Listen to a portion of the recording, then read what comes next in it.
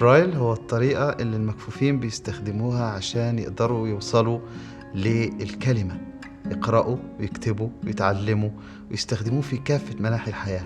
بريل مش لغة، ولكن هو طريقة يمكن تأهيلها وتكييفها عشان تستخدم بأي لغة ممكن الواحد يتعلمها. بريل بيقرأ من اليسار إلى اليمين في كل اللغات سواء كان إنجليزي أو عربي، وله أكتر من طريقة ممكن يتكتب بيها، سواء طرق يدوية أو طرق إلكترونية.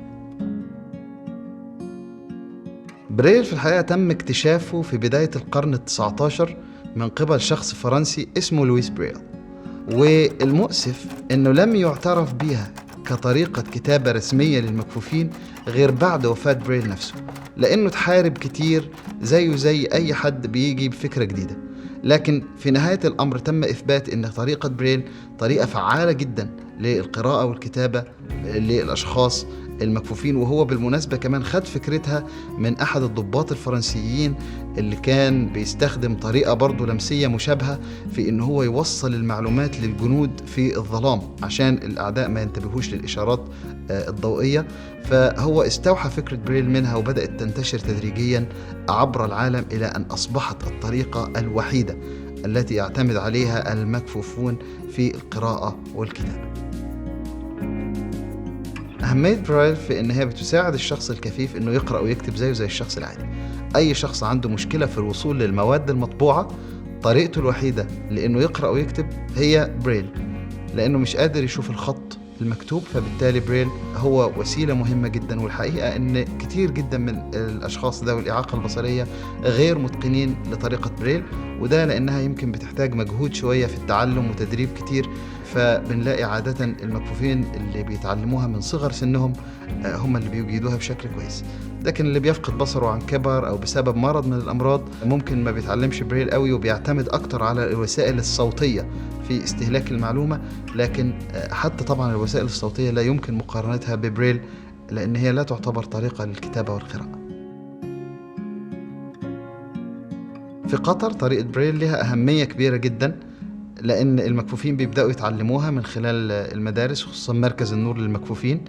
كمان بتستمر معاهم وتتطور من خلال تقديم كافة الدعم المطلوب، سواء بالأجهزة التكنولوجية اللي تستخدم في قراءة بريل أو بالكتب المطبوعة وغيرها كتير من الأدوات. كمان بريل بدأ يظهر في كتير من الأماكن بحيث أنه يساعد المكفوفين أن هم يتعرفوا على الأماكن اللي بيزوروها أكتر، زي المصاعد وزي اللافتات في الأماكن العامة.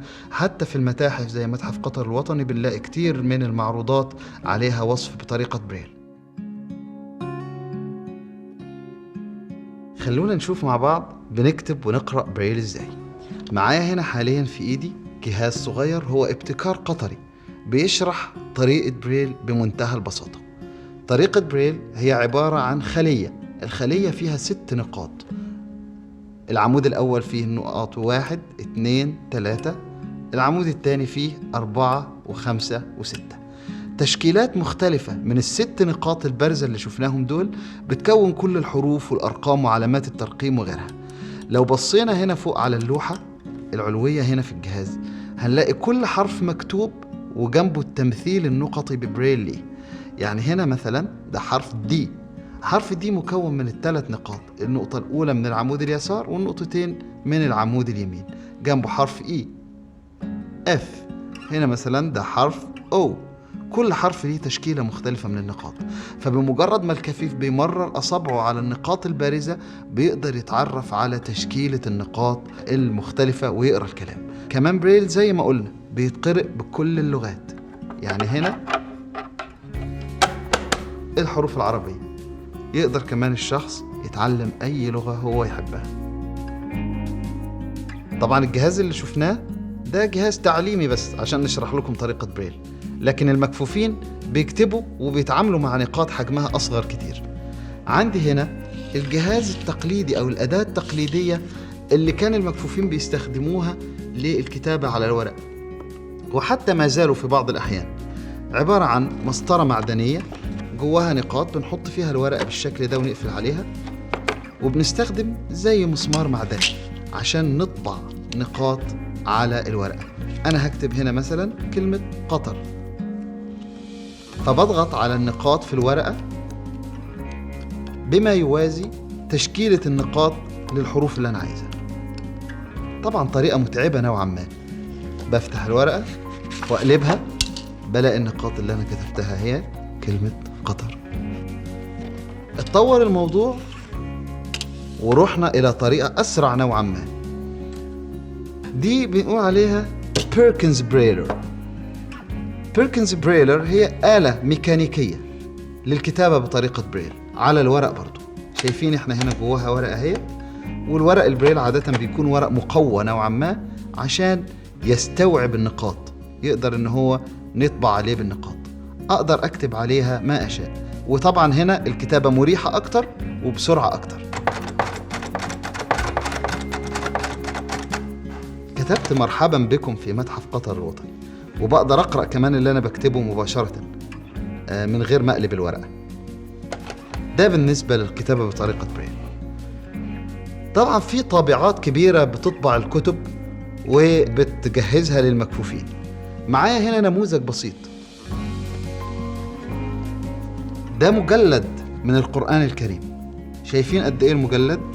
القرآن كله 6 مجلدات نفس ده، وده بيديكم فكرة قد ايه البريل بياخد مساحة نوعا ما. القراءة طبعا بتكون من اليمين، من الشمال لليمين مهما كانت اللغة. بريل دايما اتجاه واحد، واحنا قلنا ان بريل مش لغة، هو كود.